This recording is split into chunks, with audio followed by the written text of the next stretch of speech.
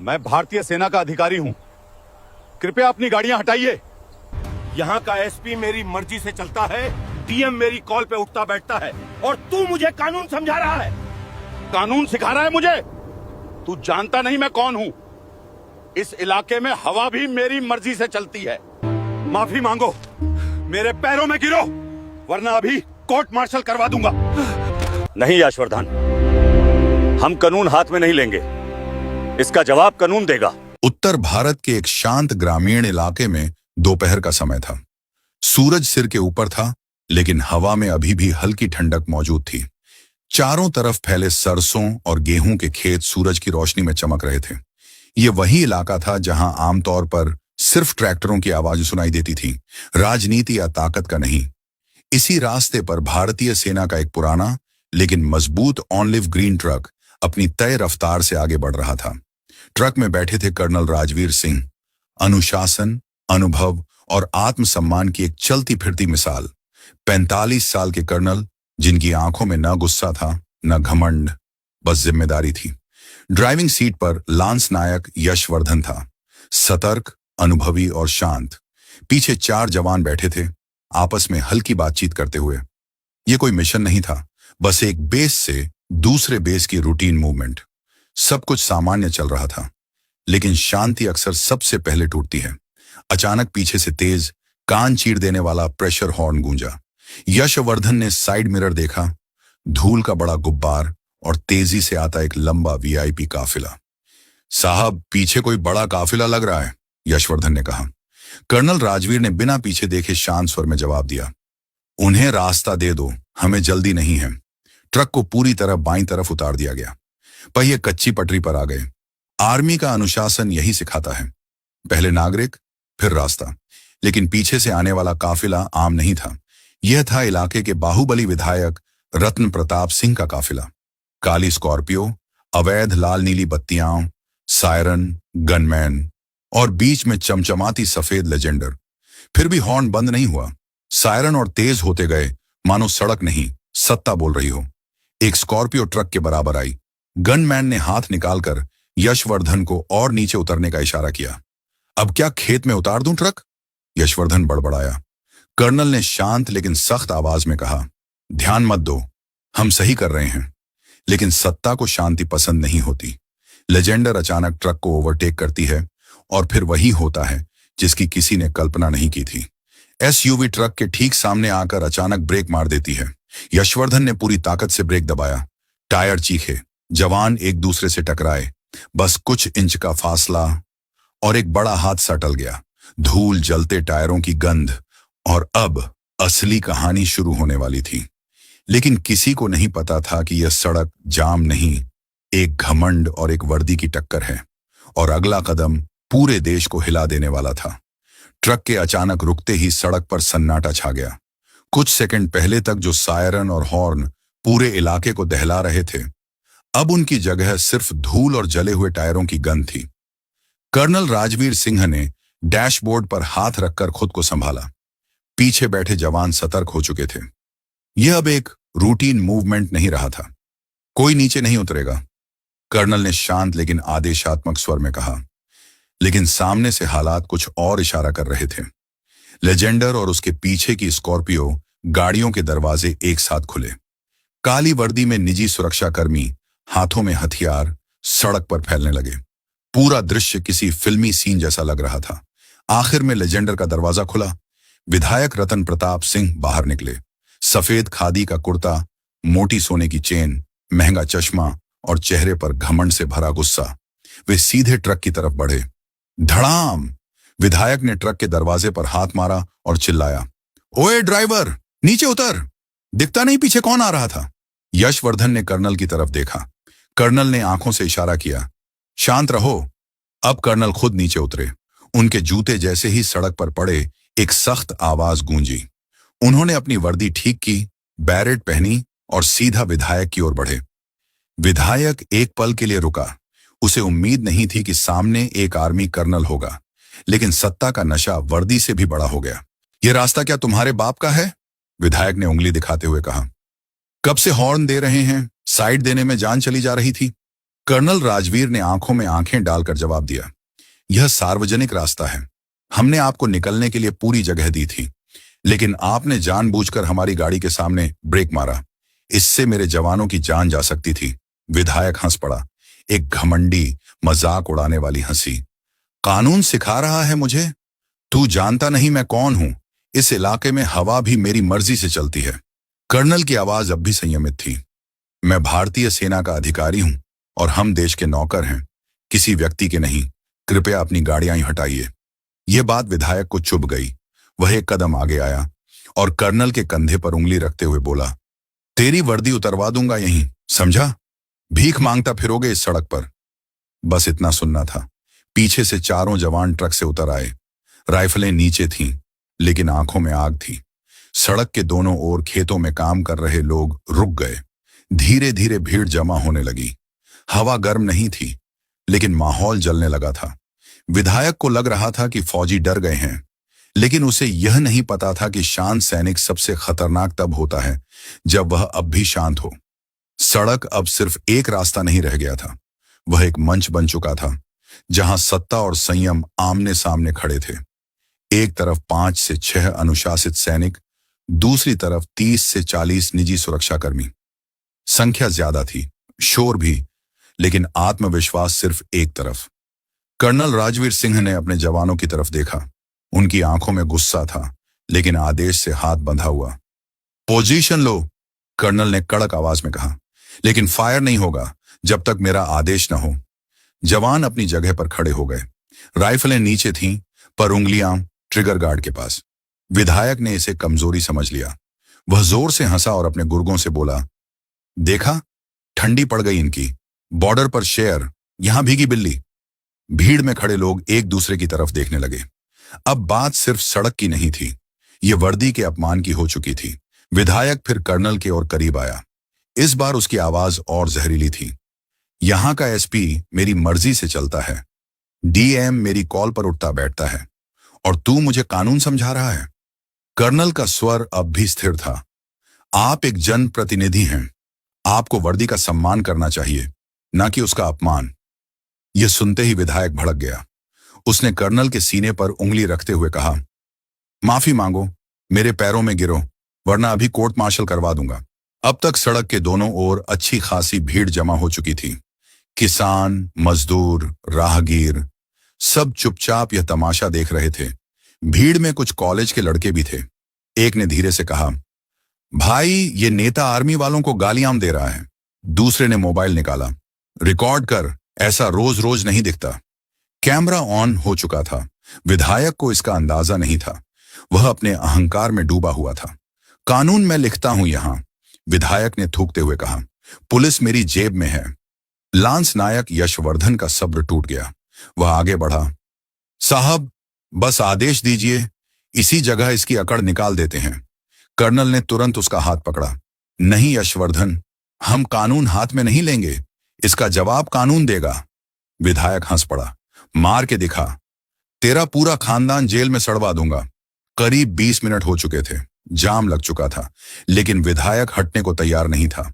तभी कर्नल ने जेब से फोन निकाली। विधायक ने झपट्टा मारा। किसे फोन कर रहा है? कर्नल ने हाथ पीछे खींचा। उनकी आंखों में अब आग थी। धीमी लेकिन खतरनाक आवाज में बोले, हाथ मत लगाइए। अब तक मैं एक नागरिक से बात कर रहा था। अगर आपने वर्दी या सरकारी संपत्ति को छुआ तो मैं भूल जाऊंगा कि आप नेता हैं।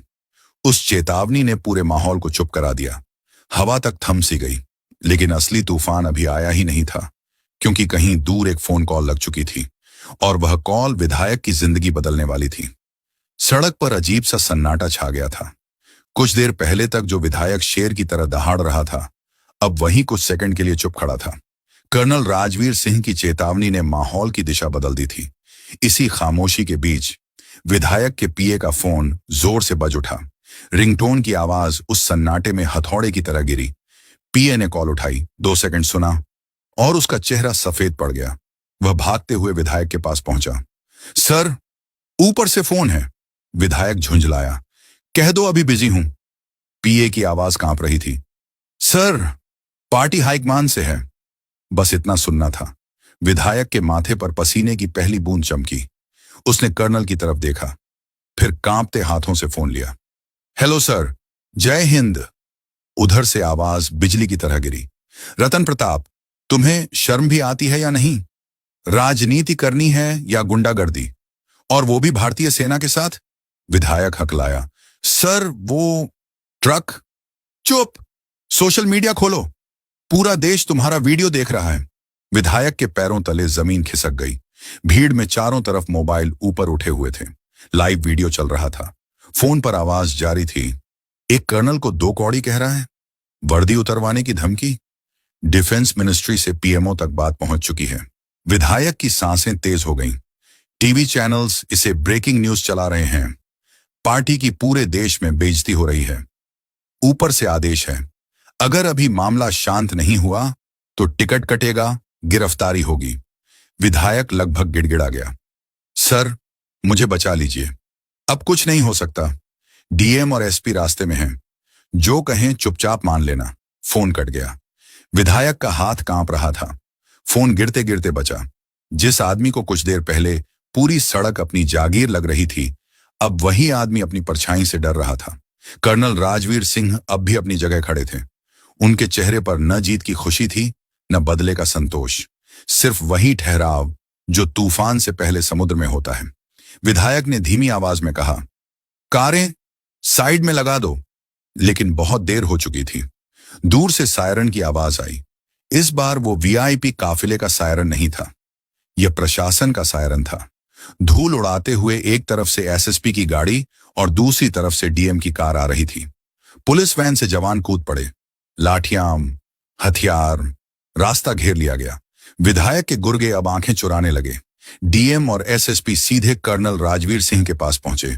दोनों ने एक साथ सैल्यूट किया। Sorry for the inconvenience colonel साहब। विधायक के लिए यह पल किसी थप्पड़ से कम नहीं था। जिस डीएम को वह कभी फोन पर नचाता था, आज वही अधिकारी एक आर्मी कर्नल को सैल्यूट कर रहा था। लेकिन असली झटका अभी बाकी था। डीएम और एसएसपी के सैल्यूट करते ही पूरा दृश्य जैसे पलट गया। कुछ देर पहले जो सड़क विधायक की ताकत का मंच थी, अब वहीं कानून खड़ा था। विधायक रतन प्रताप सिंह ने बनावटी मुस्कान ओढ़ ली। वह आगे बढ़ा और बोला, डीएम साहब देखिए ना, ये आर्मी वाला कब से रास्ता रोके खड़ा है। डीएम ने उसकी तरफ देखा तक नहीं, सीधे कर्नल राजवीर सिंह से हाथ मिलाया। कर्नल साहब, हमें खेद है, आपको जो असुविधा हुई उसके लिए प्रशासन माफी चाहता है। यह सुनकर विधायक के चेहरे से रंग उड़ गया। वह बीच में बोल पड़ा, मैं इस इलाके का जनप्रतिनिधि हूं। प्रोटोकॉल। एसएसपी ने उसे वहीं रोक दिया। प्रोटोकॉल की बात आप नहीं करें तो बेहतर होगा मिस्टर रतन प्रताप। उनकी आवाज में कोई सम्मान नहीं था। आपने एक ऑन ड्यूटी आर्मी ऑफिसर को रोका, धमकाया और सरकारी कार्य में बाधा डाली है। एसएसपी ने सड़क किनारे खड़े एक लड़के की तरफ इशारा किया, जो अब भी मोबाइल से रिकॉर्ड कर रहा था। सब कुछ रिकॉर्ड है। विधायक हकलाया। अरे, बहस हो गई थी, रफा दफा कर दीजिए। डीएम ने ठंडे स्वर में जवाब दिया, रफा दफा नहीं होगा। उन्होंने एक फाइल खोली और बोले, आपके खिलाफ आईपीसी की धारा 353, सेना के सम्मान से जुड़ी धाराएं और मोटर व्हीकल एक्ट के उल्लंघन में एफआईआर दर्ज की जा रही है। आपकी सभी गाड़ियां यहीं सीज होंगी। सीज? विधायक चिल्लाया। मेरी लेजेंडर। कर्नल राजवीर सिंह अब आगे आए। उन्होंने शांत लेकिन गहरी आवाज में कहा, आप कौन हैं ये आज पूरा देश देख चुका है, लेकिन आप ये भूल गए कि देश कानून से चलता है। यह देश नेताओं के शोर से नहीं, संविधान और सीमा पर खड़े जवान के त्याग से चलता है। विधायक के पास कोई जवाब नहीं था। कर्नल ने डीएम की ओर देखा। मेरे जवानों को देर हो रही है, क्या हम आगे जा सकते हैं? डीएम ने तुरंत आदेश दिया, रास्ता क्लियर करो, आर्मी ट्रक को प्राथमिकता दी जाए। पुलिस हरकत में आ गई। स्कॉर्पियो गाड़ियों को धक्का देकर किनारे हटाया गया। कुछ ड्राइवरों को डंडा भी खाना पड़ा। जिस काफिले से डर लगता था, वही अब धूल फांक रहा था। कर्नल ने डीएम और एसएसपी को धन्यवाद दिया और ट्रक की तरफ बढ़े। ट्रक का इंजन फिर से गूंजा। यशवर्धन ने गियर डाला। जैसे ही ट्रक विधायक के पास से गुजरा, विधायक ने नजरें झुका ली। धूल के गुब्बार में उसकी हैसियत भी धुंधली हो रही थी। लेकिन कहानी यहीं खत्म नहीं हुई थी। असली सज्जा सड़क पर नहीं, सिस्टम के अंदर मिलने वाली थी। विधायक सोच रहा था, एफआईआर हो गई, बस यही अंत है। लेकिन उसे क्या पता था कि अब उसकी कुर्सी करियर और पहचान सब खतरे में थे। जिस शाम विधायक रतन प्रताप सिंह अपने बंगले लौटा, वह आदमी वैसा नहीं था जो सुबह घर से निकला था। टीवी ऑन करते ही हर चैनल पर वही चेहरा था, गुस्से से भरा, वर्दी का अपमान करता हुआ। हेडलाइन चल रही थी, घमंड बनाम सेना का सम्मान, रिटायर्ड जनरल्स, रक्षा विशेषज्ञ, आम नागरिक सब एक ही सवाल पूछ रहे थे, क्या जन प्रतिनिधि होने का मतलब वर्दी को अपमानित करना है? सोशल मीडिया आग की तरह जल रहा था। Hashtag respect Indian army trend कर रहा था। रात होते होते पार्टी दफ्तर से दूसरा फोन आया। इस बार आवाज ठंडी थी, लेकिन फैसला कठोर। आपको पार्टी की प्राथमिक सदस्यता से तत्काल प्रभाव से निलंबित किया जाता है। अगले चुनाव में आपको टिकट नहीं दिया जाएगा। फोन कट गया। विधायक कुर्सी पर बैठ गया। खामोशी में सिर्फ उसकी सांसें सुनाई दे रही थीं। अगले कुछ दिनों में कानून ने अपना काम किया। चार्जशीट दाखिल हुई, गनमैन का लाइसेंस रद्द हुआ, गाड़ियां जब्त की गईं। जिस कोर्ट में वह कभी फोन से फैसले बदलवाता था, आज उसी कोर्ट में कटघरे में खड़ा था। जज ने जमानत से इनकार कर दिया। जेल की सलाखों के पीछे वह आदमी अब सिर्फ एक आरोपी था, विधायक नहीं। उधर कर्नल राजवीर सिंह अपनी यूनिट के साथ शांतिपूर्वक आगे बढ़ चुके थे। कुछ हफ्तों बाद वही सड़क, वही खेत, वही मौसम। कर्नल अपनी निजी गाड़ी से उसी रास्ते से गुजरे। उन्होंने देखा एक छोटा सा बोर्ड लगा था, जय जवान जय किसान मार्ग। गांव वालों ने उस दिन की याद में सड़क का नाम बदल दिया था। एक बुजुर्ग किसान दौड़ता हुआ आया, हाथ जोड़कर बोला, साहब, आपने उस दिन हमें सिखाया कि डर सत्ता से नहीं, सच से होता है। कर्नल मुस्कुराए।